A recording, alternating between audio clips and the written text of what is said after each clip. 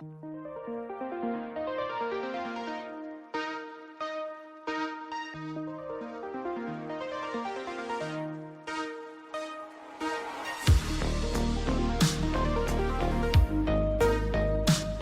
everybody, welcome back to another star-studded edition of Barnard Babble. Welcome back to a not star-studded edition of Barnard Babble. Baby, I'm sorry you have such a low opinion of yourself. Ain't no stars here. We're the talking stars. about? We're the stars. We are not the stars. I'm a star. You're a star. Theon may make an appearance and he's a star. No one knows who that is. Theon as our cat. We should talk about it for at least 45 minutes. No. So it all started with anniversary. And then we decided to get a cat. Welcome back. Episode 17. I don't think we've been doing the whole number thing. Thank God. This is episode 17 of the podcast. If you haven't heard the other ones, don't worry. You can catch up. Listen, if there's a deep lore and through line through every podcast episode, you need to listen to all of them in order. You have to catch all the jokes. It's not true, but thank you for listening to this one. Yes, welcome in everybody. Hope everybody's enjoying. You good, bro? Yes, I'm just trying to be slightly professional. Professional? Before we start this wonderful podcast, I'm just trying to be a little professional before it goes off the rails, which it literally already has. And the people love me for it. I want to drink my water, my bottle of water. Go ahead. Okay, just do it very quietly. Anyway, so welcome back, everybody. Erica and Justin here. We are going to continue our spooky podcast conversations for the month of October. Last week, it was about nefarious things happening in homes. And this week, it's all about the bloodsuckers. Oh, I can talk? I can talk, y'all. She gave me the nod. That's right, baby. Vampires. It's all about the vampires. Y'all like vampires, baby? I personally am a very big fan of vampires. I would never invite one in my home, but I do enjoy vampire media. You could have already done it. You don't know. Okay, well, they let me live. We've had parties and stuff in this home. They could have come in. They were very gracious and they allowed me to continue breathing. First of all, hey, not all vampires are bad. I just want to say that out there. You know, I just want to put it out there. There's good guys on both sides. There's good guys on both sides. Listen, get out of here. And some of them, hey, they're good vampires. Get out of here. You guys know. Hey, I seen Angel. He was good for sometimes he was good. And Angel was the Blade exception. is a good vampire. Blade is an exception, yes. Edward Cullen is an exception. Edward Cullen is a good vampire. Yeah. Hey, tell me your favorite vampire down below. Sure. If this is on YouTube, let us know in the chat your or favorite just down vampire. below. Just wherever you listen to us. Just down below. I'm excited for this episode because people are really kind of fascinated by the vampire lore, the vampire story. They are the sexiest monster. Go on. That's out there. It's always some romanticized, I don't know what another good word is. That's a good word for it, though. But man, there's a good word. They could get it. Romanticized, erotica, Ooh. vampire. When people think of them, a lot of the times it's in this, I don't know, this sexy way. I think Swamp Thing is personally sexier than vampires. Listen, if you were born in a swamp, yes. Yes. Oh my God. I'm just staring at you like. I know. Okay, sorry. Don't go along with the bit. Anyway, vampires. I guess they look good.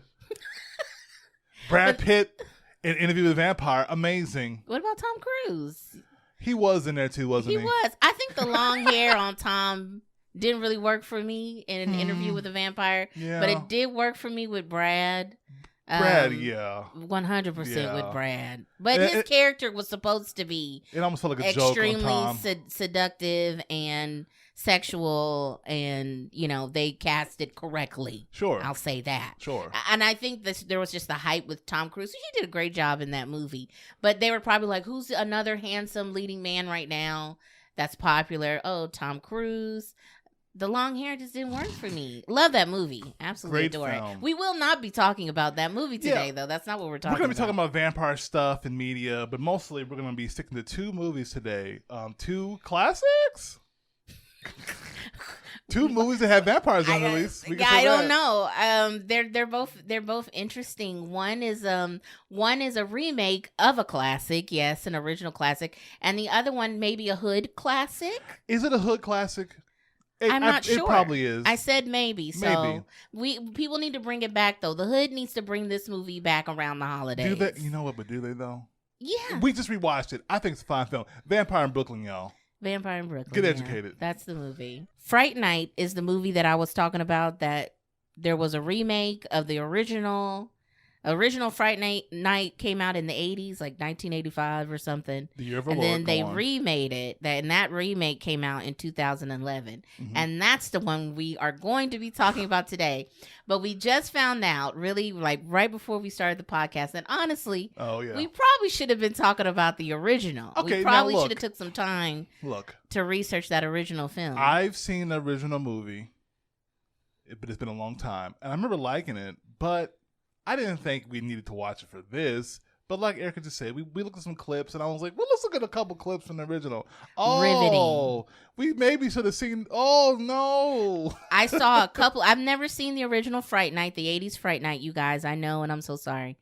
But he was playing a couple of clips just to kind of see what some of the characters look like and things like that. She means me, Justin. And I was just like, oh my gosh, like really into it. Yeah. They're like 3-minute clips, and I'm just over here like biting my nails, like, oh my God, like what's gonna happen? Not every 80s movie is good, and this one looked good. The practical effects on the vampire faces look amazing. Yeah, they look terrifying. They are so scary. I remember seeing the cover for the original Fright Night, like in Blockbusters and around, just living life, and you see that cover of the face over the house. What's that, with kids? The dark clouds. You don't know what a Blockbuster is?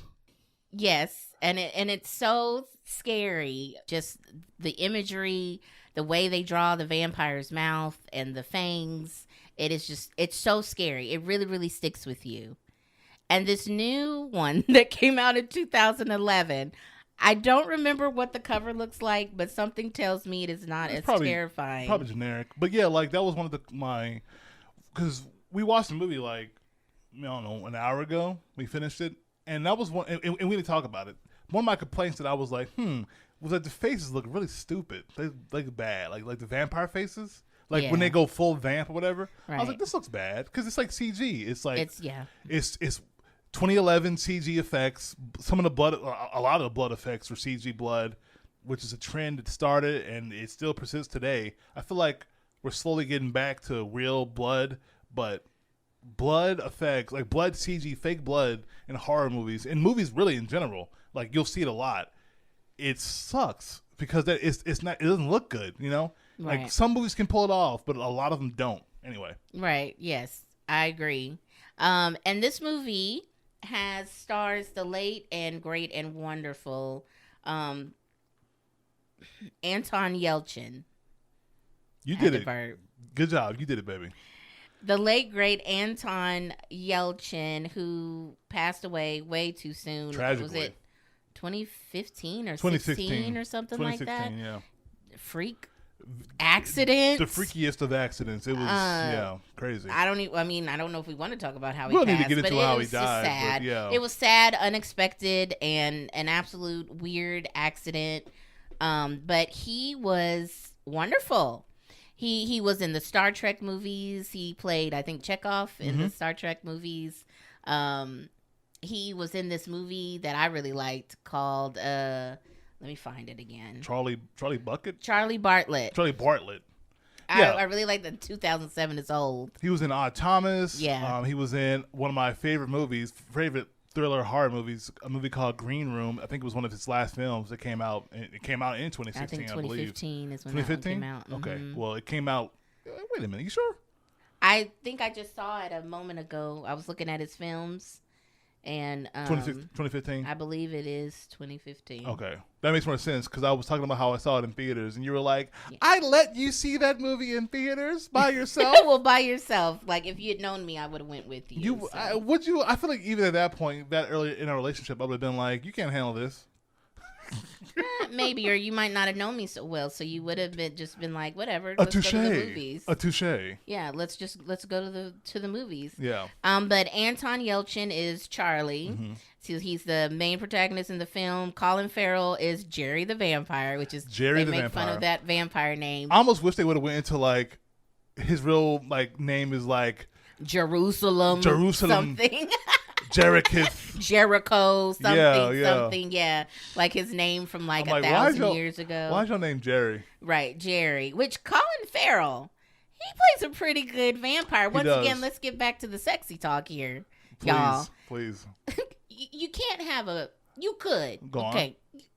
Maybe I just shouldn't say this at all. What were you finna say? I was going to say, like a Chris Farley as your main vampire. Ooh. I love Chris Farley. Were you saying Chris Farley couldn't be a vampire? I think Give me 3 one reasons of the why. ploys of the vampiredom, and I've also had this question too. Like, what if you are overweight and a vampire were to bite you? And I also want to preface, I don't think vampires are real, y'all. We're just talking. We're having a good time today, okay? I'm glad you had to preface that. Well, because we're talking like they exist. They're not real. They're real. They're not real. But let's see. If one were to bite me, would I lose 30 pounds? I think. What would happen with that? Would my blood pressure go down? I guess so. Listen, we must keep the vampire race hot, okay? Yeah. You have that's to be interesting. hot to seduce because that's their whole thing. That's how they get people in and close, They build, a lot of them don't have to do trust. The vampire lore is all over the place. Some of them can talk to you and immediately make you do whatever they want. Yeah, vampire power is ridiculous. In Vampire Diaries, they're like, I whatever to you. Or compel. Compel you. Yeah, that's compulsion, the word. compel, yes. yeah. Sometimes they can compel you. They have a lot of mind tricks. Yeah. Or they're like Eddie Murphy. We'll get to that. We'll talk about it. Eddie literally Murphy everything. hey, think of a power. Eddie Murphy in Vampire-in-Brooklyn has it. He's got all of them. Jeez. But, the initial thing with them is they're usually hot. Very attractive, very charismatic, confident, of course, in order to pull their victims in. So, and maybe they have a code. They can only bite other skinny, attractive people. Yeah, I have no idea. Once you become a vampire, it's ingrained in you to only, like you can have like a familiar or like a sidekick, a ghoul, a familiar vampire who can help you, and they can be not attractive. That'll work. Right. But, they'll be doing the dirty work. But the rules are. If you're going to be a main vampire in the streets, you better be fine. Okay. And Colin Farrell was fine in this movie. Colin Farrell was really intimidating, too. He was. Like, I remember when I first saw this trailer years ago when it came out. I guess I probably saw a trailer in 2010 or whatever. I was like, wow. This was like good, mostly because Colin Farrell sold it as, what if a hot vampire moved next door to you? Right. And your mom would totally be flirting with him. I mean, like, all the neighbors would be looking, ooh, what's he doing over there? This guy. And Colin Farrell, he's kind of fallen off these days lately. You mean he hasn't been in a lot of movies? No, but he was a big deal, like in the early 2000s. Yeah, his career is interesting. Everything, yeah. And now you don't really see him a lot. He was in those Harry Potter, Dumbledore, whatever they were called, Fantastic Beasts. I feel like, he was in those. He's in a lot of indie movies now and like indie horror movies. Is he? Well, maybe not indie horror, but like he was in some weird stuff. Like I think it was called The Lobster. He was The Lobster that came out a couple years ago, didn't it? He's in some weird stuff. He was in HBO. What was it called? I think it was True Detective season 2. He's worked. Sure. He's always doing something, but it's not as mainstream, Right, as he used to be. Because when he came out, everybody knew who Colin Farrell was. Yeah. We were like, oh, I believe he's Scottish or Irish or something like that. I'll just say yes. And that was always really interesting too, because they never let him have his accent. He always had an American accent in everything that he did, for the most part. We're talking about in Fright Night, he was like, top of the morning to you, Charlie. You remember that? Yeah, no, it was interesting. That's racist. That's racist. You can't do that. Oh, okay. Forgive me. You can't do that. No, but yeah. So I mean, he's still doing stuff. Wasn't he in the new Batman? Wasn't he Penguin in Batman? Oh my God, y'all! I take it all back. He was the Oh my Penguin. Yeah, see now, if the Penguin Colin Farrell was in the Fright Night universe, he would not be a vampire. But you see, that's how good he was in that too, because they had him in all those prosthetics. You couldn't tell it was him. Honestly, to this day, I still can't tell that's him. That role should have been. Honestly, with the amount of cosmetics, I feel like anybody could have played that role. Anybody maybe could have played. He did a good job. He did a good job, but I was like, they threw him in so much There's makeup, so much layers there. And so I was like, oh, it's Colin Farrell. Okay, cool, I guess. But his voice was great, and I believed it. I thought that was a real person, Yeah. And I need to see Colin Farrell doing the voice and whatever without all the makeup on for me to truly be convinced. Because I'm still like, that ain't Colin Farrell. I'm looking in the eyes and I can't see him. Yeah. I'm like, where he at? I don't see him even in the eyeballs. There was that weird part where he was like, top of the morning to you, Batman. You remember that? Yeah, I was like, whoa, wait, is that Colin Farrell? That's my favorite part of that movie. Anyway. Yeah, it's really good. Oh, and McLovin is in this. McLovin's in it. Imogen Poots is in it. Imogen Poots. The best name ever. Like, if you have that name, Imogen Poots, you better be an actress. You better be in showbiz. She's fine, for sure. Yeah. I'm sure kids made fun of her when she was little, but look at her now. Look at her now. Look at her now. In Fright Night.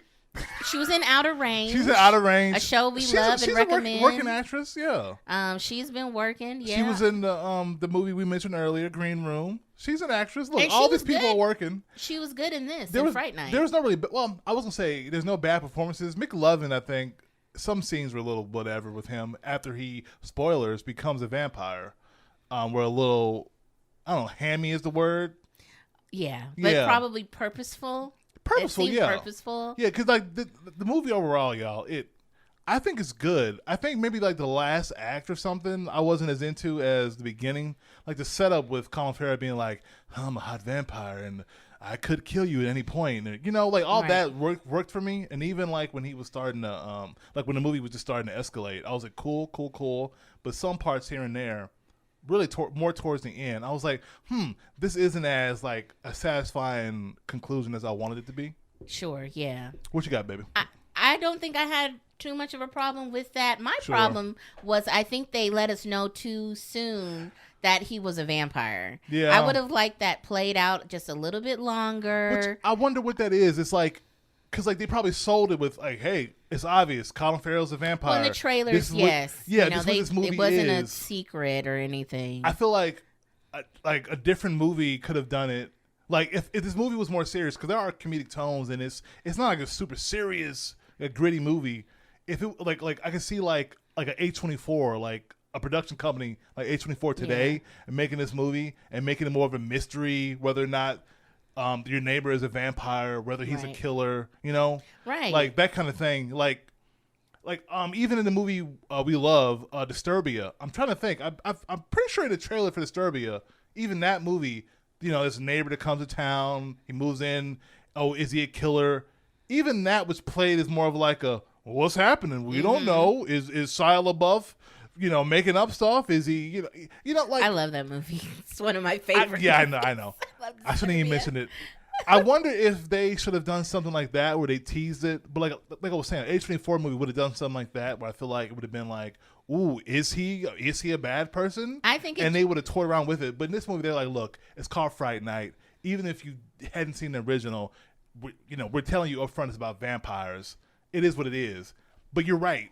Having said all that, they say it so early, like, hey, your neighbor's a vampire. It's like, it kind of takes the wind out of you a little bit. Right. I wanted more build up, and I wanted to be more scared of Colin Farrell because you're just telling me he is, and I guess that's scary, but I would have liked to seen him doing more scary vampire weird things because it kind of just escalates really, really quickly. Too quickly. Once he knows that Anton's character, I forget his name in the film. Charlie. You said it earlier, yeah. Yeah, Charlie finds, he tests him a little bit. And he knows that he knows. And that's that. And that's like 15 minutes into the movie or something like that. I mean, I didn't time it, but sure. It's pretty quick. And I don't remember how long this film is. It couldn't have been too long. But I mean, they're maybe a little bit over an hour and a half, maybe. They're hitting those beats really, really quickly in this film. And I mean, you're going on a journey quick. So I like Colin Farrell so much in this. I just wanted more of him being sexy, sleazy, scary guy. I just wanted more of that. There should have been like some kind of scene. We're gonna play armchair director. There should have been or writer. There should have been some kind of scene where Colin Farrell was out and about because it takes place in Las Vegas.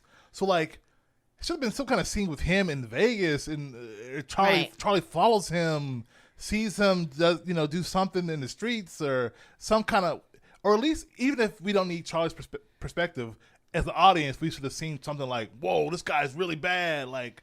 Or just doing his thing more, because you're right. I don't think we got enough of him just being like, I'm a creepy vampire. Yeah. Yeah. And the McLovin of it all. I mean, I know people loved him after Superbad. He was great in Superbad. He was literally probably the best part of Superbad. He was wonderful. There's a big butt coming. This newcomer, yeah, there probably is. This newcomer, and he was the only teenager in the cast, all this stuff. Because, Michael Cera and them, they were already in their 20s and whatever. And stuff. But I don't know. I only know him and see him as McLovin. It was such a great character, and it was the first thing he ever did. And the name, like, they joke about it. It's like Seal or whatever. He became this entity. So you saying he should have been cast in this because he was I mean, people were kind of excited because they like him. They like that guy and the. But you're saying in the year 2022, you watching this movie for the first time, you were like, huh? No, I'd seen this movie before. Oh. I'd watched Fright Night 2011 before. What? Yeah. My life is a lie. You had seen this? Yes. Whenever it streamed, or I watched it back in like 2015 or something. My world is shattered. Yeah, I watched Fright Night. So you're saying whenever you first saw it, though, even then you were like, oh, McLovin. Yeah. I can't get past that character. So every time they showed him, you were like, eh. Yes. Which I'll say this, another little complaint. I was talking about it. McLovin wasn't in it enough. His friend Ed. His name is Ed in the movie. But the question is he in it a lot in the original? Now, here's the thing. That I don't know. We should like we said earlier. We should have maybe watched the original. Look, y'all. We didn't do it. Forgive us. I remember seeing it. I remember liking it. But I don't remember a lot of it. But just those little clips we watched on YouTube before we started recording, I was like, huh, this seems pretty good. It looked great. And I feel like Ed was in the original more. Okay. I just, maybe he wasn't. If you've seen it, let us know. I'm so sorry. But in this new one, there was certain character, like they would set up scenes with him and bullies, and it's like classic, like writing beat per beat, type stuff. You're like, even if it's slightly predictable, it's predictable for a reason because it fits. Like, what's his name? Dave Franco's in the movie. Baby Franco. Baby Franco is in the movie as a bully. And he bullies Ed here and there. Not nothing too egregious, but he's in there as a foil. And so you think later on, okay, Ed is now a vampire. Jerry turns Ed into a vampire. Ed is definitely going to get, back at Baby Franco. Right. He should be the one. He should be the one that kills him or turns him or whatever, Right. It's just like, I thought there were like moments in this movie that could have flowed better. Like, because you really stick with Anton a lot, which is fine. And like I said, the movie isn't that long. It does clip by, but maybe it clips by a little too quick. There were certain things that needed to happen, I feel like. Right. To make this feel more like a full film. More satisfying film overall. I will say, I like that they let Jerry, the vampire, they showed him eating. They showed him eating and they showed him drinking. Yeah. And you don't ever really see that a lot with vampire stuff. He was tearing up apples. He was drinking beer, watching Housewives or whatever. Yeah, on television. Real Housewives. Insert whatever city here. Yeah. And I was just like, oh well, in this movie, in this world, the vampires can eat food and. No one made him eat that apple. No one made him drink that beer. Yeah. So he wasn't trying to convince anybody he was normal. He was by himself, you know. Yeah. So that was really interesting to me. Yeah, because you said a lot of times in these shows, movies, whatever, books, they'll describe them eating whatever and be like, oh, it's disgusting, or like their body rejects it or something. Right. It's like one of the few, like if you're having to think about, man, do I want to become a vampire or a werewolf or something like that, which is like the classic. Because most people pick vampire. But one of the few downfalls is you can't eat normal food. I can never have Popeyes again. You can never do it. In fact, if you did eat it, you would hate it. It would make you sick. Right. Pass. Hard pass. I don't care if I lose 50 pounds instantly and my hair grows down to my butt. pass. I like how you're convinced, like, now that, you know what? If you do become a vampire, you will be beautiful no matter what. I feel like that's probably what would happen. You'll grow like 3 inches. You'll lose some weight. You become your perfect self. You know, I feel like that's what it would be. What if like the only thing that changes is like yourself? The only thing that changes is your eyesight gets better, so you don't have to wear glasses. Oh, that would be awesome. You're perfect the way you are, baby. Thank you. I appreciate that, and I am. I appreciate that. And what's his name is in this too? David Tennant. Which at first I was like, is that David Tennant? It's David Tennant.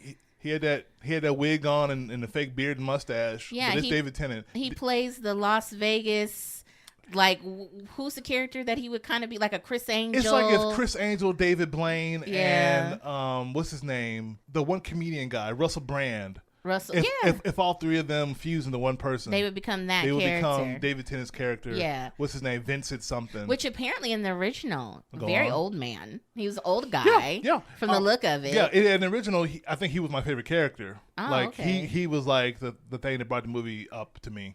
Okay. Yeah. And they probably spend more time with him too in the original. I believe we gotta watch this original. I feel so bad because it looked really. I still can't get over the practical effects of it all. Y'all, you give me a puppet, I would choose a puppet over anything CGI any day of the week. Anything physical that you could choke. Physical. The light is actually hitting and touching. Yeah. Like I would totally take that over than computer stuff.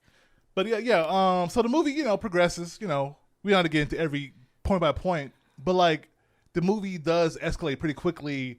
The mom and the girlfriend, which is Toni Collette.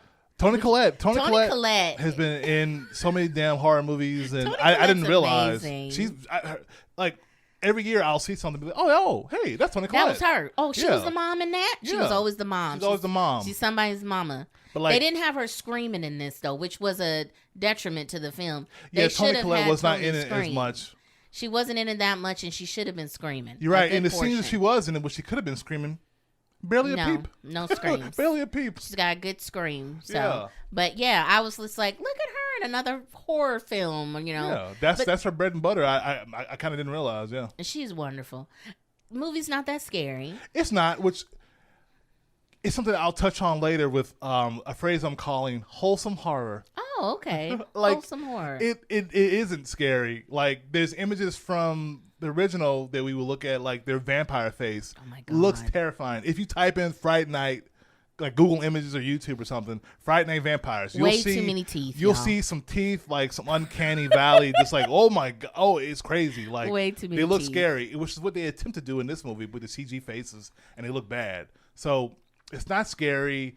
It's a fun movie, even though people are dying and there's bodies and whatnot. Yeah.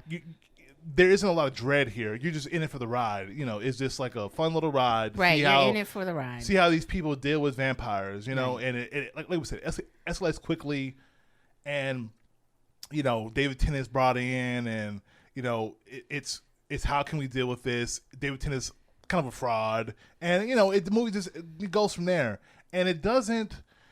I think there's like almost like part of like a climax in the movie. Like the climax happens too early, Yes. So there's a weird like lull in it, even though there's stuff happening. It's like it's almost. You mean the reveal? I feel like the reveal happens too early. Not even a reveal, but I mean like because there's a scene where Colin Farrell wants to get in the house and do some pretty creative ways. I was going to talk about this. I love when vampires are creative with how they trying to get in the house. Yeah. Because they did keep the whole, they can't come in the house unless you invite them.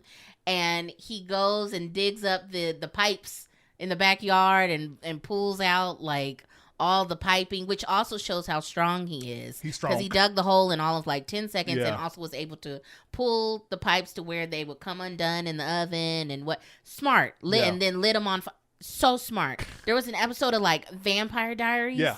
Remember this? Where one of the vampires is in the middle of the street, like throwing rocks. You mean, do I remember this? You mean when Elijah, one of the original vampires, is picking up rocks and throwing them through the house? And it's like bullets. It's like bullets. I love that. Like, that is so smart. Creative ways a vampire's doing things is always fun. If you were a vampire, you would find a way. You would find a way, yeah. You would dig a hole and get up, under the fountain. You would find a way to do it. That's the scene I'm talking about when I'm saying that that was almost like the climax. Oh, that seemed like the climax. It happened too early. So throughout the rest of the movie, it's just kind of like, okay, oh, conflict. Yeah. But nothing is as exciting as that scene. Even like the ending when they're like, we're going to take it to him. Yeah, okay. I did like Anton getting all dressed up in his little vampire fighting That's true. gear. Yeah. I thought that was cute. He was ready to throw down. The whole movie kind of makes me just a little bit sad because of him. It is, yeah. Watching any movie with an actor who has passed, but especially one who was like young and like just getting started. And he had done a lot, but he was just so young. And the tragedy of what happened. So watching the movie with him in it can be like, oof. Sad. It can be sad, but also appreciative of what he's done, and like he has a legacy, So I wonder what they're gonna do for the next Star Trek movie. Wait a minute, what? They're gonna make another Star Trek. Yeah, but I thought it was like a reboot or whatever. They're doing a reboot. It's not the original. I thought original. We said original cast. Well, you mean the original cast of the new movies? Yeah, Chris Pine and all that. Because isn't Quentin Tarantino making it? I have not heard that, but. I don't know. I've not heard that. Okay, I thought they're gonna have Quentin Tarantino make a Star Trek movie. That was the word. Y'all, what, like wrong? 10 years ago? More like 5 years ago. Okay, I haven't heard anything like that. We have Google. We can look it up real quick. It's fine, but yeah, no, I don't know anything about that. But I think they are gonna make another one, sure. And I think with that cast that everybody likes, Chris Pine for the and most whatnot. part, I think nobody really had too many problems with the casting of those. Yeah. New Star Trek films. But yeah, it's just sad. Well, didn't the last one, was he not in that? He was in that. He was in the third one? Yeah, I'm pretty sure he released I'm pretty sure he that was wrapped filming and all that, yeah. Okay. Pretty sure. Maybe not all the scenes that he was gonna be in, but I think he was in there, yeah. I think you're right. Yeah. But yeah, anyway, it's just very sad. So Fright Night overall, we won't spoil every bit of the movie. I do give it a light recommendation. It gets a light Barnard Babble seal of approval.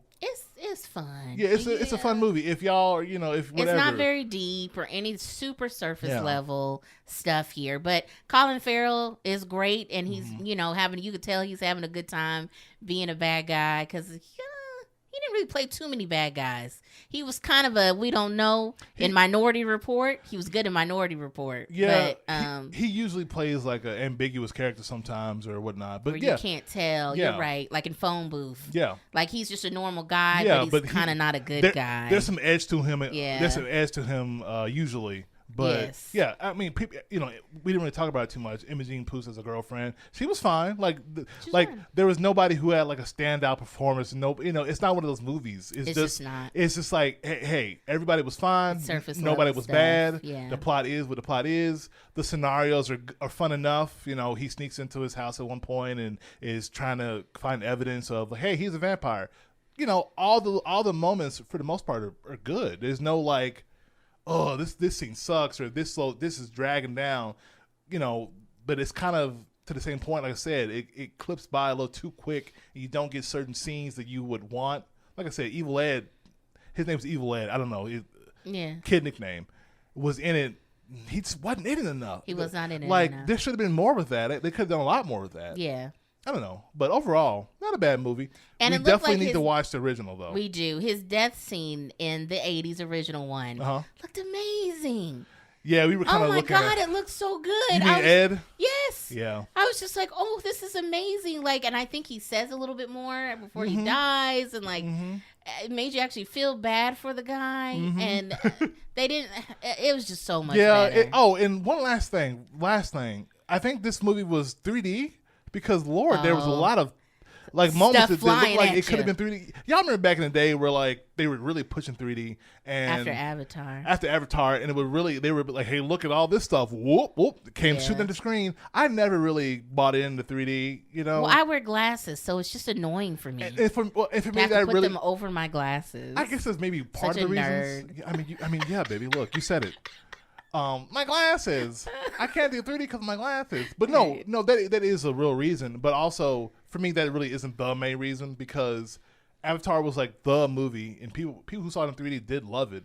But I don't know. It just wasn't enough for me. It's like a novelty, and the movies are usually darker. It always surprised me back in the day when it came back, because in like the 50s and 60s, it was the thing. Like it was like 3D. It was the thing. And I was always shocked when it just blew up again, and I was just like, dang, people really like. I mean, it's like an amusement ride, I guess. People really liked it. There's been ebbs and flows of 3D, and it's I mean even now, I think you will occasionally have a movie that's shot in 3D, but it's not even like a big selling point at this point, you know? No, it's like, oh, it happens to be in 3D IMAX, cool. I'll see it in that, I guess. But you have to be, I feel like, a big cinephile to be like, yeah, I love 3D movies and IMAX clarity D-box. I'm good. Yeah, I know you're probably right. I was going to say it might be the other way around, but no, you're probably right on that too. What you mean? That normal folks might want the 3D more, and more cinephiles might like to just experience the film. Oh no, I mean in the opposite way. Like cinephiles want, but what you just said also makes sense. They wouldn't they wouldn't want that. Yeah. Yes. Huh. I guess it could be both ways. Yeah. I don't want to pigeonhole these people. I don't either. You know what? Be who you want to be, people. I'm so sorry. I don't want to pigeonhole anybody. Anyway, top of the morning to you. That's Fright Night. Oh my gosh. Okay. Okay, from one sexy vampire to another. Listen, guys, Vampire-in-Brooklyn, I thought was a great film. I watched it as a youth. What year did it come out, baby? 1995, I believe. Oh, really? 1995. Okay, I was 5. I don't think I watched it when I was 5. I don't think you watched it when you were 5, probably. I think I watched it when I was pretty young, though. It was one of those movies that I watched a bunch. And it would come on HBO and various other cable channels, and it was a great movie to me. Right. We watched it yesterday. Yeah. It wasn't as great, but it still kind of holds up though to me in my mind. You know, Eddie Murphy is a vampire with every power under the sun. We'll get to it. It's Angela Bassett's in it. John Witherspoon's in it. Favorite dad from Friday. Yes, Pops from Friday, and and also Pops from We're Brothers. We're singing and we're colored. What? Give us a high five. That show. The Wayans. Was it just called the Wayans Brothers? Oh, I forgot. Oh no, y'all. Was this called the Wayans Brothers movie show? Whatever it's called. Good old Pops. Yeah. Bang bang. Well, okay, yeah, you lost me with that. Pops, he was in John Witherspoon. He was in Boondocks cartoon. Who he passed recently. He did pass, yeah. I know it's a trend here. Anyway, so good cast. The brother who played Julius, what was his name? I don't remember him in anything else, but he was great. Kadeem Hardison. There you go, boom. Yeah, he was in this movie as well. He played Julius. He was great in this as well. Yeah, Kadeem was on a different world, that's why I was like, I knew him from a different world. Oh, he was on the Cosby Show. Oh, yeah. He's definitely done some stuff. Hood all-star. Yeah. Is he though? Is he okay? I think Kadeem is. Yeah, I think once you were on the Cosby Show. When you say hood all-star, I mean, okay, he was in Black Media. Yes, okay, that's all what right. I mean. Y'all know what I mean when I say that. I hope they do. That's what I mean. Yeah, this movie came out in 1995. Apparently, Eddie Murphy did. It's a weird one because Eddie Murphy and Charlie Murphy wrote this film. Yeah. And they were going to just produce it themselves. I think put it out small, whatever thing. And I guess Paramount wanted Eddie, his contract was almost up, and they needed him to do one more film. One more big film for them. One more kind of big film, And I think he wanted to do it, but didn't want to do it. He really wanted to get with, whoever it was that did the Nutty Professor, Universal. Oh. He was getting ready to move over to Universal so he could do Nutty Professor, which was his passion project. It's what he always wanted to do. For years he wanted to do Nutty Professor. He grew up with the original, whatever. And so The Nutty Professor is a remake? It is, yeah. My life is a lie. What? Yeah. Did I know that? Yeah. He kind of went through this phase of making like his childhood films, like Dr. Dolittle and The Nutty Professor. Wait, Dr. Dolittle? I'm playing. No. Yeah. Okay. So right. So he handed them over the script, and I think they made several changes, or he went to Wes Craven first, which Wes Craven directed this, y'all. Which Wes Craven, kind of wild. The mastermind behind Scream. Yeah, Scream. What else did he do? What else did Wes Craven do? Oh man, don't even say that out loud. I think you need to just pull up Wes Craven films. Baby, we all know what Wes Craven did as I slowly turned to Google. He's a master of horror. Yeah, he did Nightmare on Elm Street. Never heard of it. Forgive us, Lord. Scream 4, Scream 3, Scream 2. Just say Scream. He did Scream. He did Last House on the Left, New Nightmare. I mean, he did a lot of films. The People Under the Stairs, which there are some returning cast members from The People Under the Stairs in this. Oh wow! Yeah, he did People Under the Stairs, which is one of my favorite movies of all time. Yeah, most of the Freddy Krueger movies, Freddy vs. Jason. Yeah, he's a legend in the horror community as far as horror directors go. Apparently, he was a really big fan of Eddie Murphy. I mean, everybody was back in the 80s, early 90s. He blew up real big from SNL. People loved him. And I think that Eddie really wanted to work with him as well. So it was just like this thing that just happened. Wes really liked the script. But they were really confused on if it should be funny or if it should be scary. Yeah, there was a lot of internal fighting about what the tone should be. What the tone was. And the film definitely, yeah, you can tell. But like watching old interviews, they're like, oh, should have been more this, should have been more that. I think it was a fine tone throughout. Obviously, it was more comedic than serious, but there was still a lot of gore. Well, I don't say a lot of gore, but you know, Eddie is pulling hearts out of people's bodies. He's chomping on necks. Yeah, you know, he's turning into dogs. Yeah, he turns into a wolf. So like, when I say wholesome horror, it's like a movie that I saw as a kid that when I watched it, only really one scene in particular kind of scares me. Two scenes, and I'll talk about it. Two scenes that actually were like scary to me, but it's more of like a kid brain thing of like kid picturing brain. Because you know we just watched the movie last night and there was no scary scene in it. Right. But as a kid, I would like imagine things, and that's what I mean with always horror is that what I'm picturing is always worse than what it actually is. Yes. I would say 99.9% of the times when I'm watching a horror movie, every once in a while I'll get like, oh God, and then it'd be something more. And in that moment, I'm terrified. But for most of these movies, it's always where you're projecting that's going to be worse. And I did that as a kid because I was like 9, 10 years old watching this dang movie. Yeah. And well, I think I was around the same age. But I watched it around when it came out. Sure, obviously. Yeah. So. Yeah. But yeah, I watched it as a kid. Whenever it was on HBO, Showtime, one of those, it would come on all the time, and I watched it. I was talking to my best friend the other day, and I was talking to her about what we were going to be talking about on the podcast, and she was like, you're going to be talking about Vampireinbrooklyn? Like, she got so excited because it's like a lot of Black kids anyway, kind of childhood. I never even thought of it as a horror film. I think I always thought of it as a comedy. Really? Because it was Eddie Murphy, because I can see that. Yeah. The ghoul in it is so funny. Yeah. And, you know, like, I never thought, oh, this is scary. There's of course adult themes and some, you know, imagery and stuff like that. Yeah. It's definitely an adult film. Yes. Like, cause you know, cussing and violence and like, you know, themes. But it's, when I tell you, as a 10-year-old watching it, I was like, wow, this is great. Yeah, because you know the Eddie Murphy of it all. Really, all it would take is for him to not be in the movie, and the whole tone would have been different. Yeah, it would have been different. It would have been a very different movie, which I don't think it would have. I mean, who knows? But I don't think, you know, 20-some years later or whatever, people would have been talking about Vampireinbrooklyn, whether or not Wes Craven, you know, made it. And we, you know, we're talking about it, but how many people remember the movie? Right. Like, if you say Vampireinbrooklyn, is someone going to be like, huh? What? What's that? It's very possible. You know, like, I don't know if that's like even like, you know, I don't even know if it's a cult film. I feel like it is. I think it is a cult classic. A cult classic, you know? And I think especially in the Black community, it's a cult classic. It's right up there with Meteor Man, right, and Blank Man. Meteor Man and Blank Man. Yeah, it's like, you know, it's like the trifecta. You get Meteor Man, you get Vampireinbrooklyn, you get Blank Man. You know, it's like the Triforce of Black cinema. Right.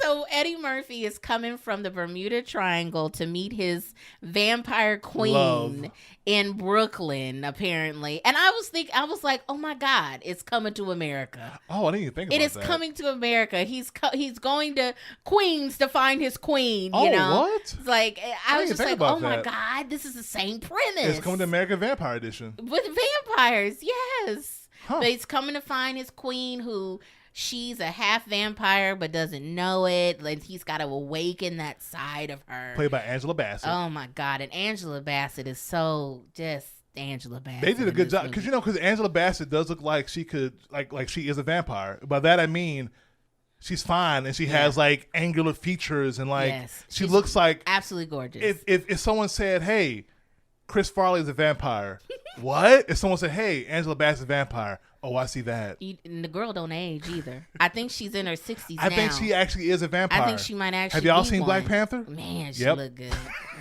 They got her. Okay, anyway, I can go off on Angela for forever because she's just so wonderful, and she's good in this. She's good in this. She's doing some acting, y'all. Yeah. She's a police officer whose mother recently died in the insane asylum, and she's kind of scared she might be losing her mind as well.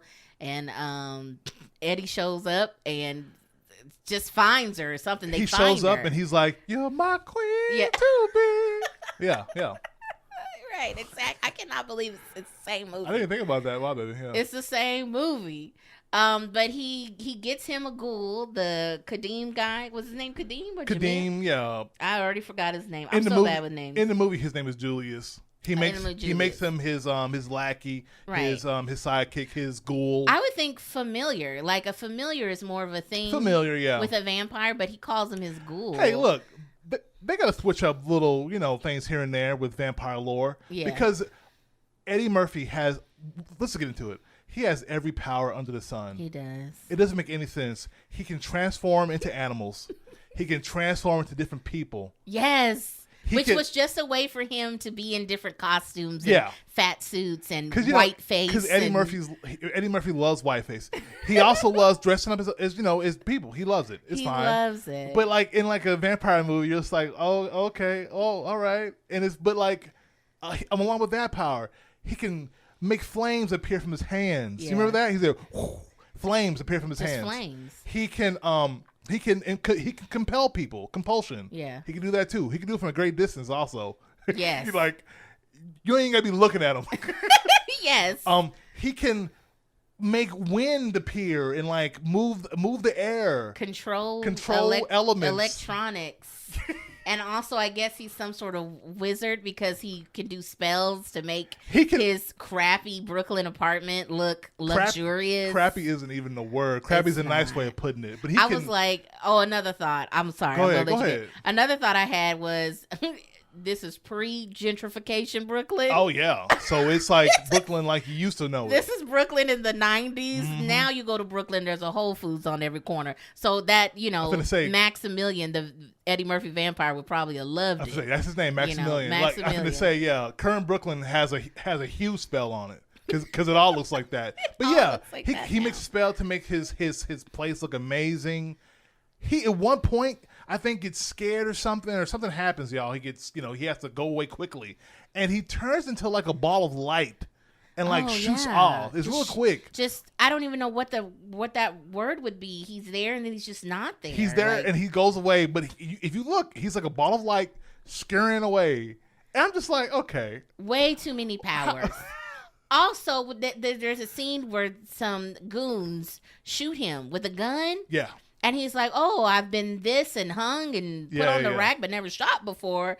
Kind of tickly or whatever. Yeah, kind of itches. And his clothes manifest back together. The bullet holes disappear from his clothes. It doesn't make any sense. It doesn't make any sense. I mean, look, y'all, we're talking about a vampire movie. But even in vampire movies, we've seen a lot of vampire stuff. Buffy, Blade. We've seen so many things. Vampire Diaries. The powers that he has in this movie... are ridiculous. He should never die. It was basically like whatever power we need for the plot to continue. Yeah. And whatever power we need for this plot to keep going, that's what we're going to do. He can talk to animals and stuff, which I think that is a vampire thing. Sure. I guess that one isn't too ridiculous. Yeah, they can, I believe, control beasts or whatever. Beasts are drawn to them or whatever. That kind of stuff. Uh-huh. But, yeah. It's too much. I haven't said all that. We'll get back to it. So he's on the hunt for his queen. Yeah, and he starts messing with Angela Bassett's head and making her see visions of herself. And she's already kind of weird. She paints her nightmares and stuff. As you do. clearly something's not right with her, never has been, and stuff. And they meet a couple of times. And he tries to manipulate her, gaslight her, right. Girl boss her. He tries to do all these things to her to make her weak and malleable, so he can come in and swoop in. And I guess it's weird because like he doesn't want to just like snatch her up. It's like he needs to seduce her. She has to do it by her own accord, her own will. Yeah, she has to willingly want to dance with him, and when they dance, then he'll be able to turn her. This is the lore. For some reason, it's interesting because like he could have snatched her up at any time, right. but it's like no. She has to come to me. Yes. It has to be you have to say yes. And they have until like October 30th or something to do it, which they never refer back to that ever they again. Say it like I have no time. concept of time, how many days have passed in this movie. It didn't make any sense. I have no idea the time of it at all. It didn't make any sense. I was like, oh, so there is some urgency to this movie, but not really. No. Yeah. No. His ghoul is continually falling apart, and that's great gag. That's always funny. His ear falls off. He loses a hand. Eyeball comes out eventually. An eyeball pops out. And he just looks decrepit. Yeah. That's so funny. By the end of the movie, it's like, but like all those scenes are like comedic. They're all comedic and all practical effects, and it all does look pretty good. And I mean, like pretty gross for 1995. Like this, it's fine. Like because there is a budget to this movie. Like it looks fine. Yeah. There isn't like a bunch of huge set pieces or anything. It didn't do well though. It did not do well. It didn't do well, and people did not. Yeah. Let's talk about it. Apparently, Eddie Murphy. There were some issues during production. He like backed up his trailer right to the set because like he's just like, I just want to walk out as soon as everything's ready. Yeah, to go and film. Apparently, he was late a lot of the time. Yeah, for the production. A bunch of reports are like he was a diva just during during production. Well, he really didn't want to do it. I guess he was just kind of like, I owe them this one last film. That's the rumor. Is like. Because I don't know if any of this has been confirmed, and I doubt he would ever be like, "Yeah, I was an a-hole on set." I doubt it. He would never say that, but it's it's he said and she said. But it's like, hey, you're doing this movie with us. Why you gotta be difficult? And apparently, Angela Bassett was amazing because, because it's Angela Bassett. She's a queen. Queen to be. Queen. And so it's like, okay, like all that can I don't know. It didn't mar my experience watching the movie. I think that's a word, right? Mar? Sure. Yeah. Let's go with it. Whatever. I saw him as a kid, so I could separate all that, him being rude and difficult to work with. But the movie itself, and even though it didn't do well, and I'm sure critically people didn't love the movie, but like, for me, it really worked. And, throughout this podcast and just, living life, you revisit stuff you saw when you were younger or, maybe not even that long ago, but you watch something you liked or loved at a certain point and you come back to it and you're like, oh, it was fine, I guess. It was okay. No, I still think this was a solid, fun movie. It was fun, yeah. It's not trying to be too serious, regardless of maybe Eddie wanting it to be serious or maybe Paramount wanting it to be serious. Between all the players involved, comedic or serious, like whoever wanted whatever. Comedic won out for the most part. To me, maybe balanced it pretty well. Because you know what? Because if it was serious, like I don't know if I would have liked it as much. If it was really like this is a serious movie, we're doing this. Like Eddie is not gonna crack a joke. I don't know if I would have been down with it as much. Like because you see Eddie Murphy. I mean, I guess it's the curse of being Eddie Murphy for being funny for years and being in mostly comedic movies, especially at that point. You see him, you're gonna think it's fun. Right. Even him as a vampire ripping a heart out, saying like a little bit of a one-liner. Come on, what do you want? Like he should never have been casted then. Paramount should have never approved it then if you wanted a serious movie. Exactly. Which, anyway. Exactly. And Eddie back in the day was just trying to be sexy, y'all. I feel like that was one of his main goals, was just to come off as this sex symbol or something like that back in the day. Listen. I thought he nailed being sexy in this movie. I thought he looked great in this. I'm gonna say, like, as far as him looking good and being like a suave, like we're talking about Colin Farrell. He's got that awful accent, but other than his that, accent is pretty. I don't know if it's trying to be Transylvanian or something, but it's kind of like his Coming to America accent. Yeah, it's interesting. I don't know. Like, but I did think he did a good job playing like a sophisticated suave vampire. Yes. Even in like a comedic way. I bought it. His look in this movie. I bought his look in this movie. Yeah. And no point was I like, because like it's easy to look back and like snicker and laugh and be like, oh, look at the way this old movie looks. Yes. Or look at the way these characters are dressed. But like, no, I in 1995, mid 90s, whatever. Besides like some certain styles, I bought what it was, and so none of that is like a reason to like dislike the movie for me. Talking about it being scary, there's like one scene in particular, y'all, that really got me. That like I said, it's wholesome. Really, this movie's wholesome. Movie. It starts with a boat crashing into a dock, and and there's people investigating what's on the boat, and it's full of bodies. There's torn to pieces, and next bit. And I'm sitting there like, look at this movie, yay! Because it's not scary, but the one scene in particular got me. And we were watching it yesterday. I was like, oh, this wasn't even that bad. It was her friend, her roommate / friend.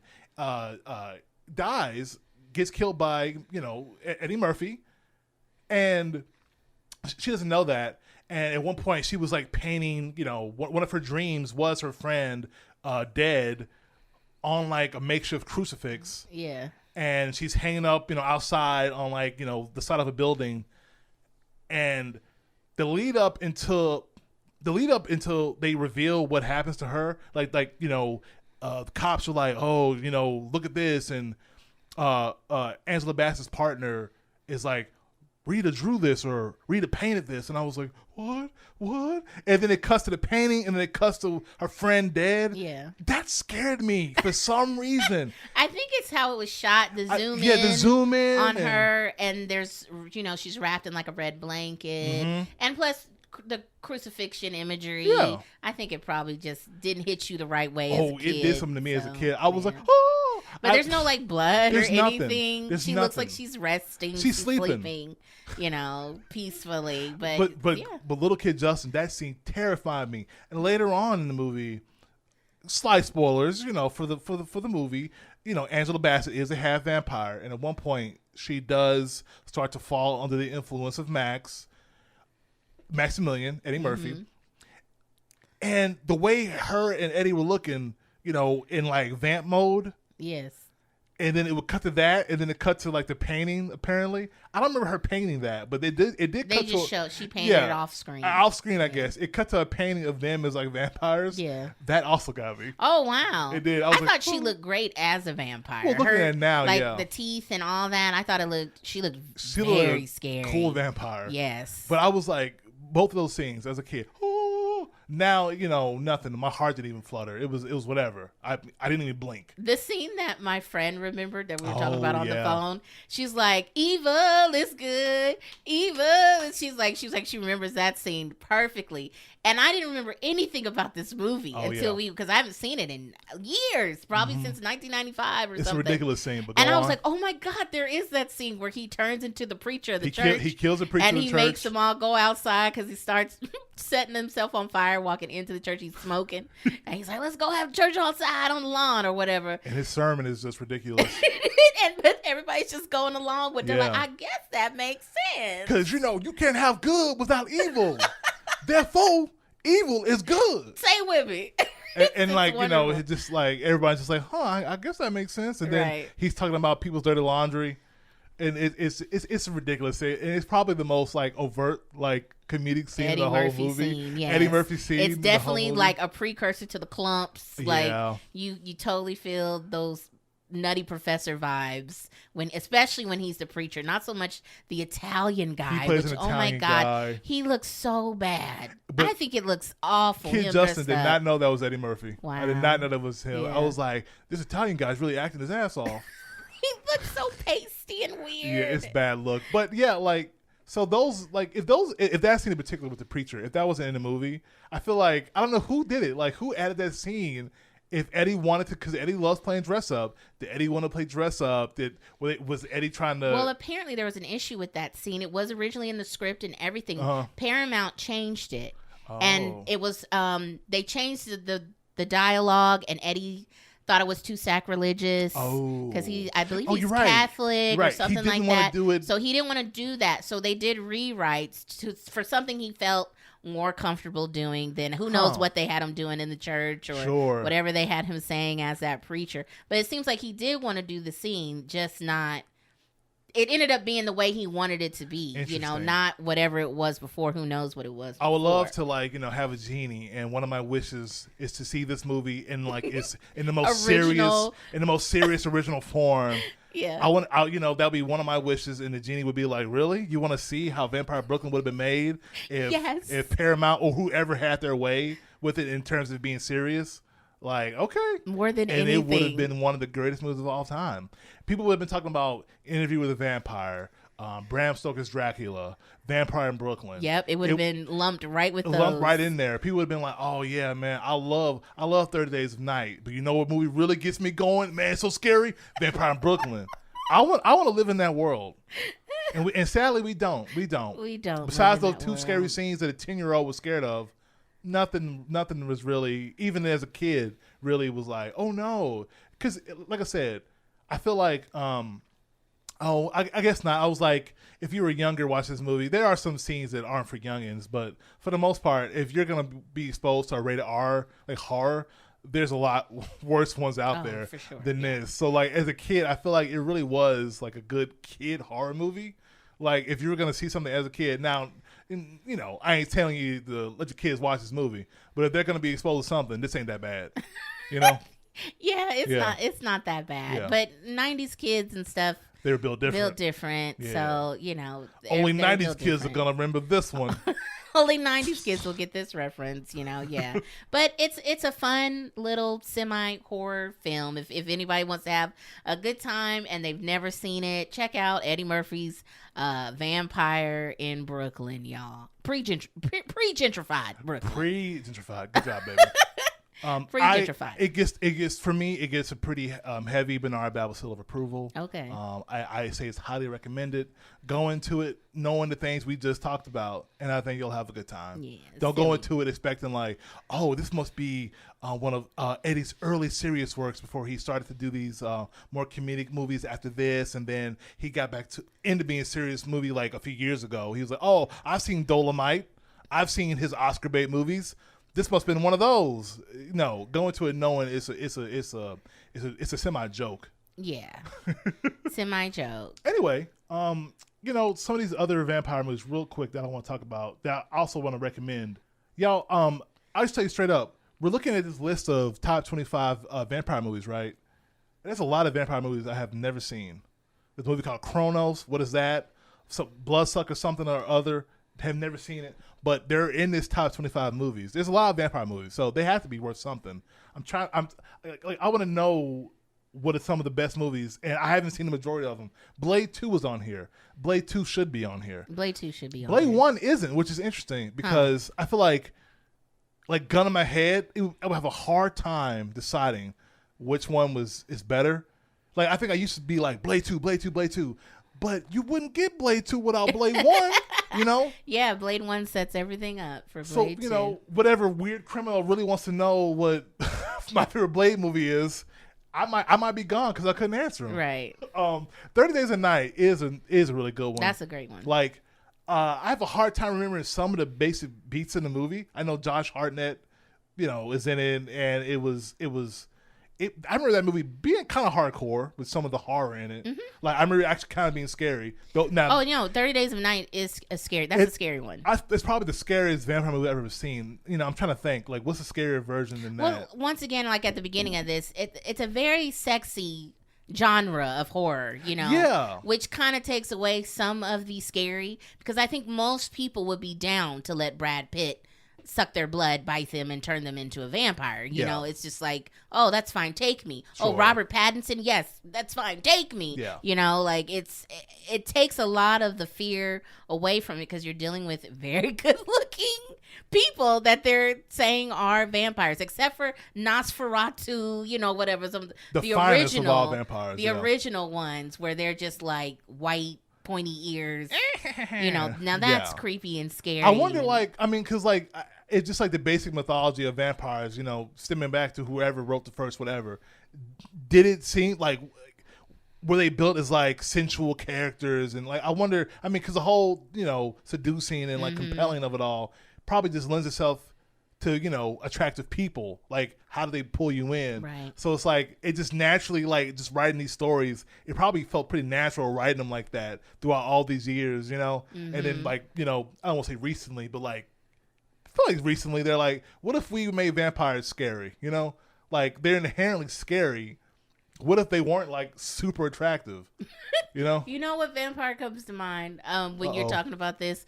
In Blade, I don't know if it's Blade 1 or Blade 2. I think it might be Blade 1. Oh, no. Well, who's that vampire with the long hair? That guy. Oh, Titus or something. And he's not fit. You know, he's a comedian. He's a comedian, yeah. I forget what his name is. I always was like, they made that guy into a vampire? I think he was a great vampire. But yeah, I know exactly what you mean, though, because he did not fit that mold. He didn't fit the mold of like what you would normally think. He just looked like some guy at the bar. He kept getting his hands cut off or whatever. Yeah. And he would come back with new hands and be like, "What's up, Blade? Come on, man." Guy, yeah, like that's a normal vampire. You're right. That's a good example of like a normal vampire. Just a normal guy that just like, got caught up in vampirism. I feel like it's a handful of people that represent that guy. Yeah, you're right. And I also think of maybe what they do in the shadows. The guy that's like Bat. I mean, they all do the Bat thing, but oh my God, I can't think of his name. But he's not like traditionally fit or whatever. I think he's very attractive. But yeah, like they're whatever, but they're vampires. They're just people, but they're vampires. Huh. Which that is such a great show. If you want some really good, funny vampire lore comedy, it's a great mix. Taika Waititi, y'all. What they do in the shadows, the show and the movie, really good. Yeah, like you've been really liking the show. I haven't seen as much of the show as you have. And the movie, I know I watched the movie years ago when it first came out, but I don't think I finished it. At this point, I can't be like, I feel like people love that movie, so I can't say if you want a comedy vampire thing, I feel pretty safe saying give What We Do in the Shadows a try. Yeah. So yeah, that and the show.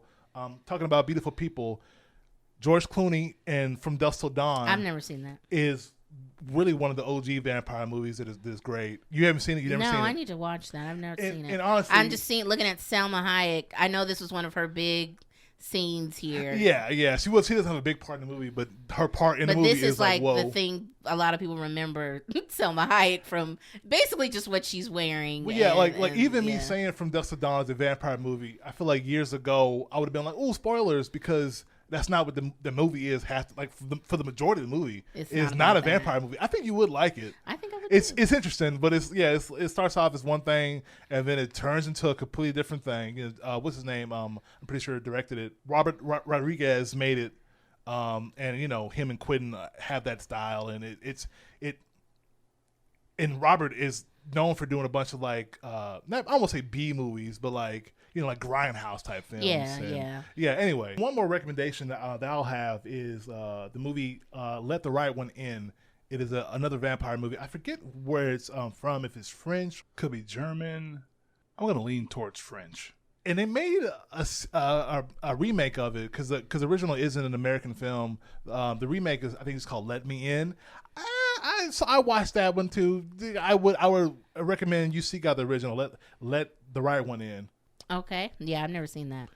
Baby, you gotta watch my vampire movies. I do, clearly. And I hope we've given a good list or a good array of vampire media that you could check out this Halloween season. Watch Buffy, y'all. Lots of good Buffy's number one. Yeah. I mean, we didn't talk about it. We didn't talk about it at all. But Buffy the Vampire Slayer, that's the number one. I watch it every Halloween season. It's so good. Great television, you guys. Joss Whedon, whatever, but it's just wonderful. Boo Joss Whedon, but he made some great stuff back in the day. But yay Buffy and Angel. Yay Buffy, yes. But I think we might wrap it up on today's Sexy Scary podcast. Yeah. Scary Sexy. And we hope you guys enjoyed this episode and you could sink your teeth into it. Oh, because the vampires have teeth. And they teeth. sink themselves into your neck. Right, exactly. See y'all next time. See you guys next time. Thanks so much for listening. Remember to watch your back out there. And don't go inviting every sexy stranger into your house. Have some common sense, you guys. Okay. I won't do it, but maybe I will. They're too sexy. Listen, if Eddie Murphy from 1995 shows up, or Colin Farrell from 2016 shows up, 2011 Colin Farrell, they're going to be in this house. That's fine. Yeah, that's fine. Come on in, you guys. We'll see y'all. Come on in. Bye, everybody. Thank you so much for listening to our podcast. If you enjoyed what you heard, check us out on Twitch at twitch.tv/Barnard Babble. That's BARNARD BABBLE.